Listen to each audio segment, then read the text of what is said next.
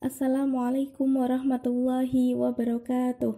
Anak-anak solihah kelas 5, hari ini kita akan mempelajari materi pembelajaran tematik tentang perkembangbiakan tumbuhan secara generatif. Maksud dari perkembangbiakan tumbuhan secara generatif berarti tumbuhan itu berkembang biak melalui cara perkawinan. Biasanya tumbuhan yang berkembang biak dengan cara generatif pasti memiliki bunga, karena bunga ini diperlukan untuk berkembang biak secara perkawinan tadi. Dan proses perkembangbiakannya disebut dengan penyerbukan. Nah, anak-anak, hari ini yang kita pelajari tentang bagian-bagian bunga juga. Kalian perhatikan bunga berikut ini. Bunga dibedakan menjadi dua macam. Yang pertama adalah bunga lengkap, yaitu bunga yang memiliki bagian seperti tangkai bunga, kelopak bunga, dan mahkota bunga. Itu disebut sebagai bunga lengkap. Yang kedua adalah bunga sempurna.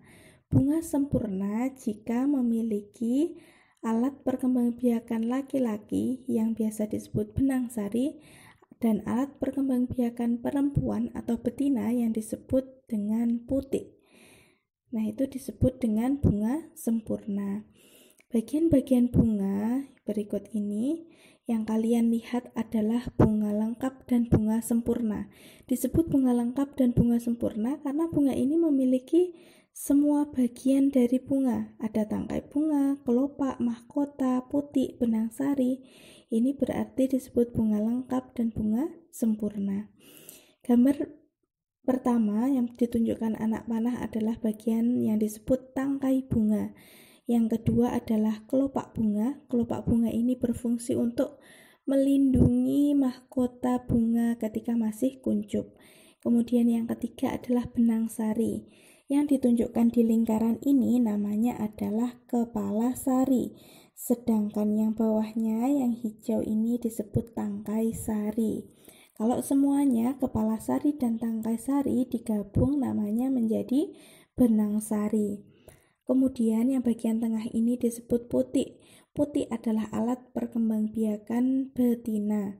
Kemudian bagian ini adalah mahkota. Mahkota adalah bagian yang paling menarik pada bunga yang bisa menarik serangga seperti lebah dan kupu-kupu ataupun burung. Kenapa mahkota diciptakan indah dan bisa menarik serangga? Karena serangga bisa membantu proses penyerbukan pada bunga sehingga terjadilah sebuah pembuahan. Seperti itu ya. Kemudian yang selanjutnya adalah bakal biji. Bakal biji ini dihasilkan ketika benang sari telah bertemu dengan kepala putik atau telah melakukan penyerbukan atau pembuahan sehingga muncul bakal biji. Bakal biji ini nanti selanjutnya akan menjadi bakal buah dan bisa menjadi buah. Seperti itu ya.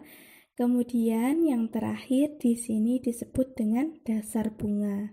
Demikian penjelasan Ustazah hari ini yang bisa kita pelajari tentang perkembangbiakan tumbuhan secara generatif. Kemudian kalian mempelajari dua jenis bunga, bunga lengkap dan bunga sempurna. Kemudian kalian juga mempelajari bagian-bagian bunga. Demikian materi hari ini. Wassalamualaikum warahmatullahi wabarakatuh.